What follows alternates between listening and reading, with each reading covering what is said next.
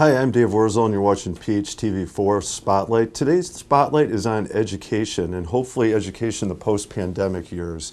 And with me to explore this topic is principal from Carl Sandburg High School in Orland Park, Derrick Smith. Derrick, thank you for being here. Thank you for having me, Dave. You know, this is going to sound like an, excuse me, an understatement, but the last 2 years have probably been a heck of a challenge for everybody, for students and parents and teachers and support staff and administrators and up and down the line. It's been a difficult couple years. Yeah. Right? And what we want to take a look at today is maybe kind of explore how you got through that, and then hopefully what we learned from it so that education going forward maybe is even better than it was before, right? So to get us to that point, maybe let's take a look first at, it's almost like a day in infamy now, but I think March 13th of that year, was it 2020, I think, right? March 13th, 2020, when schools were closed. And at the time, I was in the classroom still, and we were thinking, well, it'll just be a week, and then spring break, and we'll be back. And then it turned into a month. And then, so can you tell us a little bit about going forward from that point and then into the next year when we still were dealing with the COVID pandemic? What was your role in helping make sure that the education process still went forward? Yeah, as everything commenced sort of with the pandemic, I was then associate principal at Sandburg, so definitely working on the teaching and learning side of things related to curriculum instruction. So, immediately when we were moving into what was initially a fully remote platform, making sure that we had the infrastructure in place, that the teachers had the access to the technology and the students could access the technology in a way where they're able to kind of engage in some learning in those early weeks when we were kind of entirely in a remote system. We closed out that school year under that framework. I think you were familiar with how that closed out, and there's some challenges with that. And then transitioning into 2020, 2021, trying to work in a school or provide a learning environment where it was a hybrid environment, where there are some students who are in school, there are some students who were logging into classes and spaces remotely. So those challenges of trying to deal with students in front of you, students behind a screen, and thinking about what it means to facilitate school in an environment like that is kind of how it progressed the next year. And then last year was really navigating the challenges related to having everyone in school kind of full bore, but navigating a lot of the challenges related to COVID and testing and contact tracing. And I think over the past 2 to 3 years, all of us have done something in leading schools or working in schools that we never anticipated that we would ever have to do. Yeah, I thought about that. When you take all those education courses, working towards your certificates, this wasn't covered anywhere, anytime. Yeah, facilitating testing of COVID testing for staff or students, or things contact tracing, absolutely, or things you don't anticipate having to lead. Yeah, hybrid learning. Absolutely. You bring up, and maybe that's a good transition. So your role as an associate principal at that time, you had a very specific role in terms of delivering curriculum, right? And maybe that's a really good transition to take a look at then. So what were some of the specific things that you tried in the first, let's say year and a half or so, to try and make sure the curriculum was still happening as best you could? I think uniquely in our district, in District 230, we were equipped with what initially was termed a remote learning plan that was supposed to be instituted in a snow day situation that we thought we would kind of have to use a la carte in the instances of cold weather or instances where we couldn't be in school, and we had the infrastructure and plan in place. As the pandemic started, it actually was something that we did for months at a time. So we kind of had that online infrastructure there already. We had a plan, so that kind of kept us be ahead of the game a little bit, I think, related to or relative to some other districts. I even remember, I think, correct me if I'm wrong, we even had a practice day prior to that. Right. Like, okay, what would this actually look like? How would we do it? So there was we were one-to-one, kids had, technology, teachers had technology, we had a plan, teachers had a practice day, kids had a practice day, parents saw what that might look like. So there was a kind of plan, but not for the extended part of this. Yeah, right? So how did you adapt to that then? That transition to, the appetite, kind of got perked up pretty quick related to wanting to have that individual interaction back with students, and how could you do that not just from behind a Canvas page or a website, but try to get some more of that interactivity. Zoom became a thing, Google Meet became a thing, so you started navigating the classroom experience from a period-to-period situation through virtual spaces. Zoom, Google Meet, we all got pretty well versed in what it meant to have something that used to be a group project that was just kids putting desks together, and now we're zipping them here and there within online spaces like Zoom and Google Meet. Right. There was a technology thing, a fast learning curve for teachers and students. Like I think a lot of us were familiar with the technology, but not to the depth of it that would be using it probably. It was absolutely cannonballing in for a lot of us in some of those spaces and trying to figure out how to facilitate instruction and learning through entirely digital platforms. Yeah. So then of the things that you tried in that time period, how do you adapt delivering the curriculum? And I'll throw out examples for you to consider. You've got PE classes, right, who part of Zoom can work. I'm sure part of it's going to be a challenge for their curriculum. Certainly science classes or anywhere they're doing lab or experiment type work.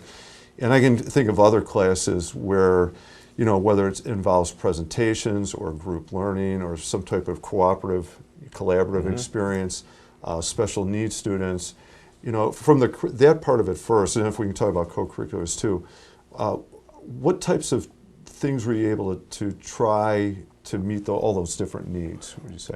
I think there's instances like in PE where the students were engaging in activities sort of in the non-class time per se, like we're doing workouts, they're looking at maybe applying some of those skills and then coming back into the digital space to kind of talk about or process through what it meant to engage in those types of activities. I think about our choir classes, students in a choir ensemble that you're usually working on how you perform simultaneously and what that meant to do over a digital space. I think some of our music teachers would tell you it doesn't work very well, but they adapted and tried to find ways to kind of take that collective performance aspect and make it as good as it could be in a digital environment. That's interesting because that's a group I hadn't even thought about. When you think about band, orchestra, choir, I mean, definitely. I think about even art classes, which kind of lend itself maybe to a person creating separately, but there is a dimension where that needs to be like shared, presented, to a teacher, classmates, fellow students. Yeah, and material distribution. We got clay back. We got clay out to our students that were in a ceramics class, and all those material type things. We looked at strategically. Some of those elective courses, we had to get student supplies, and they were working on their own at home, which is much different than being in school. But we did some good work there. So of all the methods that you use to kind of try and adapt to these different situations, I mean. Can you talk a little bit about what seemed to work? Because I get it when you're saying in a PE class, they're going to have to go work on their own. Like go do a workout, report back, or track the workout, however they're tracking the workout. Can you give us a sample of some of the things that were tried and then, that worked, that was okay, we got through with that?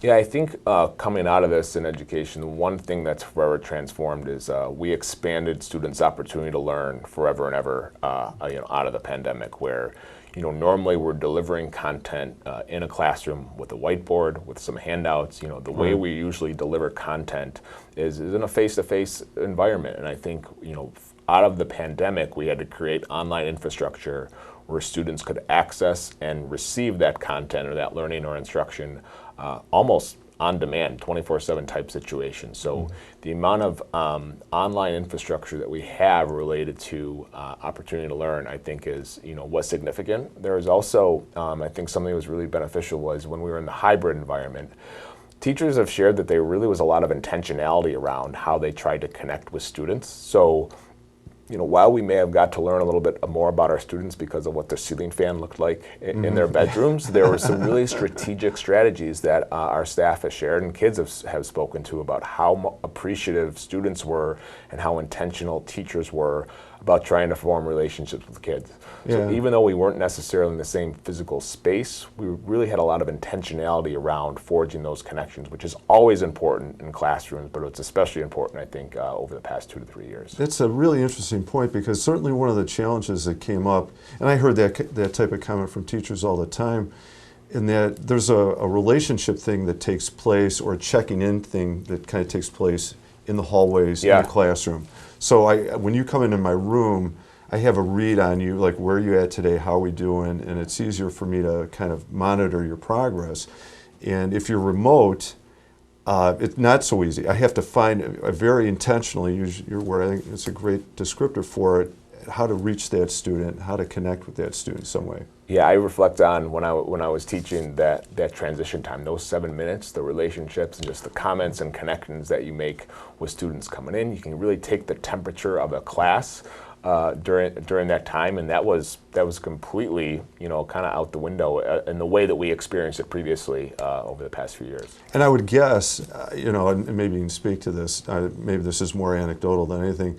Probably teachers and students and administrators, anybody who had contact with his coaches, club sponsors, that we especially appreciate how important it was to have that contact and make those connections. Something that seemed in passing the hallway, asking a kid how he's doing, or how did that club go or the sport go, in the hallway, which was maybe felt incidental, actually became very, very big and large in terms of monitoring a kid's behavior, progress, where the person's at. Yeah, just knowing, just having a pulse on your students, and knowing, even with co-curriculars or athletic contests, when I enjoyed always saying, how'd the game go last night, or how'd the art show go? Some of those things not being there as an access point to that relationship, to that check-in with the kid, were a challenge. But some more intentionality, as I've said, kind of made sure that we were connecting with kids in meaningful ways. Yeah, interesting. So definitely one positive going forward was kind of the awareness of the importance of those connections, and in whatever way we need to maintain a relationship with the students, whether it's through a hybrid or remote, or obviously better in the hallways or in the classroom. Can you talk a little bit, because it's come up a little bit, talking about the co-curricular situation, which is obviously such a critical part of, I think, for me, my personal opinion, part of the high school experience, whether it's scholastic ball or water polo or basketball or the chess team or golf or that anime club. I mean, we can go right down the list. And Sandburg has an incredible list of co-curricular clubs, and how do you deliver some of those and maintain that experience for the kid as well? It was a challenge, when you start thinking about. Like a marching band, Right. it's hard to get kids together in the same spots. Yeah. I think coming out of it, there are some instances where the virtual meetings, actually leverage some efficiency and maybe more engagement for students. Where, our student council meetings, something that's always been a face-to-face type thing. Students may or may not be able to attend based on their busy schedules. I think there's some instances where, like, our student council group leverage virtual meetings. They've actually seen a little bit more of an uptick or increased engagement or increased attendance by using some virtual options. They still do face-to-face meetings regularly. However, there are some instances, I think, where the virtual meetings have helped us, expand the access to these spaces for students. And that reminds me, I was talking to a scholastic bowl sponsor at Sandburg who talking about they were actually able to go to some tournaments they might not normally go to, like remote tournaments. Yeah. So you find yourselves competing against schools, maybe downstate or a different part of the country, maybe, but somewhere that you would normally never get to compete. Yeah. They were able to do it now. Yeah, that there are instances of that. I worked with the newspaper group a little bit over the past few years, and it kind of forced that group to create more digital content. We weren't getting together to create a hard copy paper the same way, but having a kind of team together, collaborate around creating digital content was something that they were able to do. So it sounds like there were aspects of this where the digital component actually facilitated something better than had been going on before. Yeah, I think the face-to-face will always matter, right? Yeah. That's we learned that for absolutely. sure. Well, I mean, I can remember at one point we thought the drift was towards education, remote computer. Yeah. And now that we've experienced it, we're like, no, maybe this isn't the full-time answer here. Yeah, there is, I think, some, as I think I said, that idea of opportunity to learn. Like, we've created spaces and infrastructure for students to access content, learn content, and kind of facilitating just their own enhanced understanding in a lot of courses and a lot of spaces through this. So I think I read a study one time that talked about individuals who went to college kind of in the late 90s, and how they were the first group that had access to like always on broadband internet. Oh, wow. And how that was really a catalyst for their own technology skills. I think one day we'll look back at those who taught and worked in schools during this, and this experience could be a catalyst for really enhanced technology understanding from an instructional standpoint, and also enhanced opportunity to learn, as I've said, for students to be able to access more learning experiences online. Yeah, I could definitely see that. I'm imagining a student, who went through 2 years of Zoom or hybrid or Google Meets, whatever the platform being used, how that definitely could develop some skills in them to take into either post-high school, school, career, whatever the thing is, that they wouldn't have gotten otherwise because they wouldn't have been forced to get through that experience. Yeah, with that said, I think you can't replace the face-to-face. I think throughout this year, when all of us were back together, right? Our whole school was kind of engaged in regular learning throughout the year. The energy level changes. Absolutely. For sure. Yeah, our kids just shared. They were so thankful and so appreciative. Our staff as well, of just being able to kind of navigate the regular school day in a regular environment. So. Right.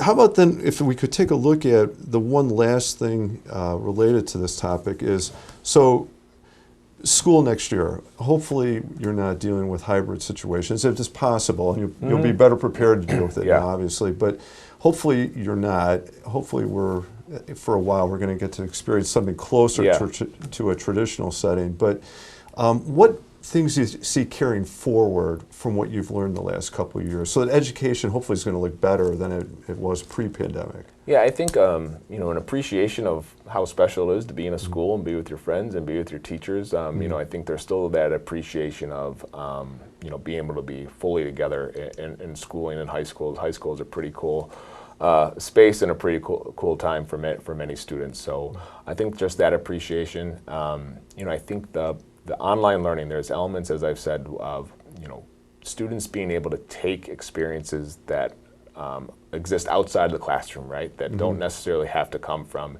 your physics teacher drawing a diagram on the board, or experiential learning just in a hands-on lab. Those are still important, but there's going to be ways for students to really augment their learning, support their learning through some of the digital infrastructure that's out there.